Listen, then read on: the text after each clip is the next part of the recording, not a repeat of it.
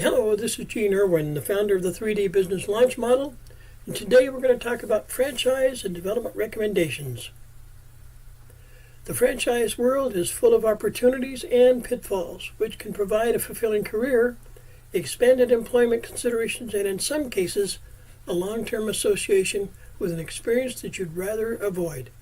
Some would consider hiring young people, which is required in nearly all food business models, to be little more than glorified adult babysitting.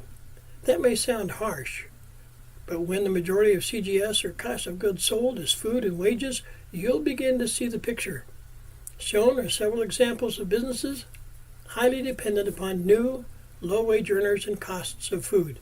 Nearly every business owner I've interviewed has thought about expanding his or her business by either cloning the original business, i.e. usually multiple retail stores, or using the franchisor model to sell throughout the world. Very few companies can support expanded operations. Shown below are McDonald's, Chick-fil-A, Taco Bell, Burger King, Wendy's, Kentucky Fried Chicken, and Sonic franchise models. I'm just going to read very briefly the amount of money needed to create and work with each one. McDonald's requires $1.2 million to $2.2 million worth of cost to open up a McDonald's. That's its startup cost. Chick-fil-A, on the other hand, is $10,000. Taco Bell is $1.2 to $2.9 million. Burger King, $1.9 to $3.3 million. And Wendy's is $2 to $3.7 million. Kentucky Fried Chicken, $1.4 to $2.8 million. And Sonic, $1.22 to $3.53 million.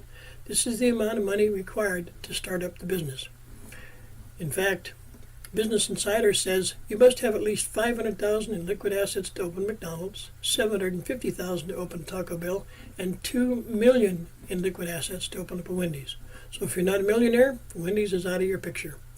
Potential franchisees need a lot of cash available to help fund startup costs, which exceed $1 million for most major fast food chains in the U.S. In addition to startup costs, franchisees have to pay ongoing monthly fees for royalties, advertising, and other services that can add up to more than 10% of gross sales. That's pretty gross. Franchise development is a lengthy process of understanding detailed franchise documents known as FDD, and especially the expansive warnings from the FTC known as a Consumer's Guide to Buying a Franchise. Both of these documents are extremely important, especially the Franchise Disclosure Document, or FDD, provided to you from the franchisor. Should you elect to become a franchisee, it outlines not only your duties and relationship to the franchisor. You may be surprised to learn that they literally control every aspect of your business, including advertising, business offerings, that is the menu if it's a restaurant, uniforms to wear, and seating arrangements. If you want uniformity, a franchise is a good way to go. But if you want freedom or latitude to try new things, not so much. I've owned franchises successfully and consulted for franchisees successfully and sold franchises. It is a complicated world, but could be just your ideal type of business opportunity. However, in some cases, you may just be buying yourself a job. Let's condense some of the details which I have found very important to you. We're going to look at various segments of the FTC's important document first, and then provide you with the information to download for your own copy. I'm going to go over some of the major points and leave the details up to you to review on your own. Don't discount the value of the FTC's warning and information. You can get a copy of the Consumer's Guide to Buying a Franchise by simply going to ftc.com and looking for the Consumer's Guide. You can download it there. A Consumer's Guide to Buying a Franchise. Shown below is the outline of the contents of the FTC's Guide for Franchises. I'm just going to point out some of the major chapters so that you be sure to research those on your own. The Consumer's Guide to Buying a Franchise points out such areas in detail as: is a franchise right for you? Finding the right opportunity, selecting a franchise, and discusses what the FDD must contain. It also includes costs, expectations, franchisor. Here are some of the costs. Advertising fees. Franchisor controls on your business. Terms and conditions on operations. Franchisee business model from the Federal Trade Commission. Cost expectations from franchisor include initial franchise fee and expenses, and continuing royalty payments for as long as you own the business. Additional costs including appearance standards of the franchise, restrictions on goods and services, method or methods of operation. They are going to tell you exactly how to run that operation in the way that they require of all their franchisees. Now we get to the most challenging part of owning a franchise business. Listen very carefully. There will be restrictions on where and when you can offer your services and products under specific conditions. Let me say that again. You will have restrictions placed on you on what you can do with your franchise in terms of offering your products and services to your consumers. Let me say it for the third time. You can't sell what you want, when you want, where you want. I'll remind you again.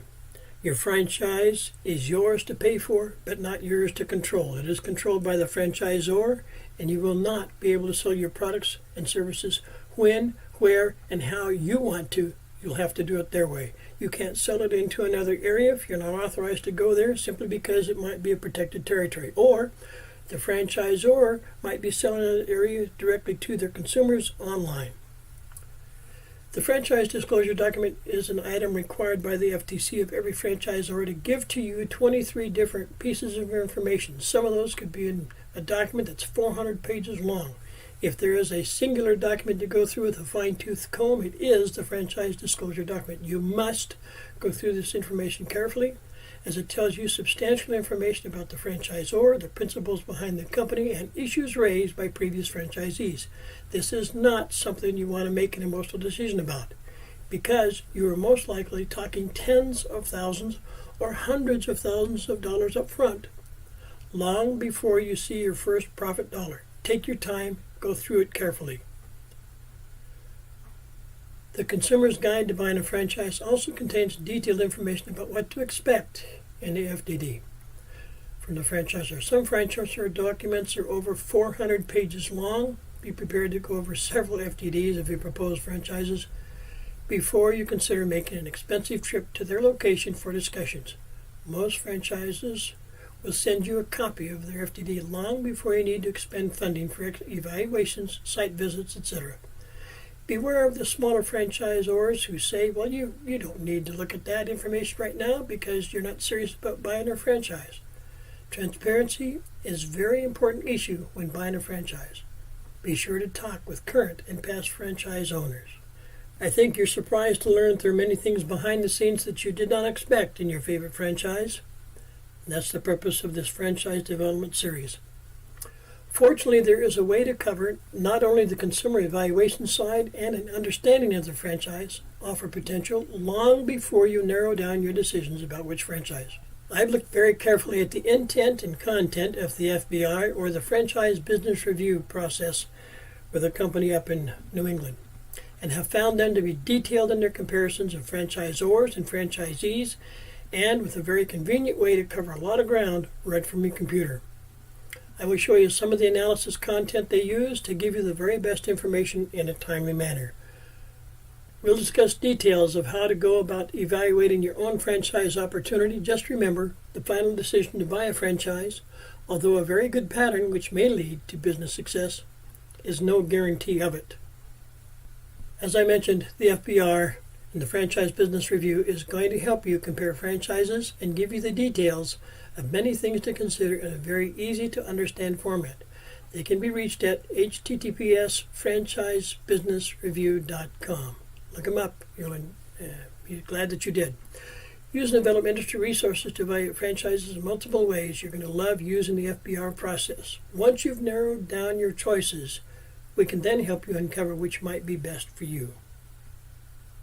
You'll find that they publish a lot of great material. Here's one of the most recent ones called Today's Top 200 Franchises, put out in the year 2022. Hall of Fame review of franchise opportunities throughout the United States and North America.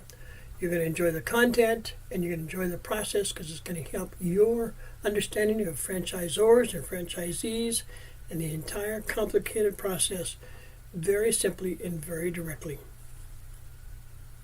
We're now going to take a look a little deeper into the Franchise Business Review and understand how they structure their information, so that it makes it easier for you to understand. So there are 4 major categories. I want to show you these very briefly.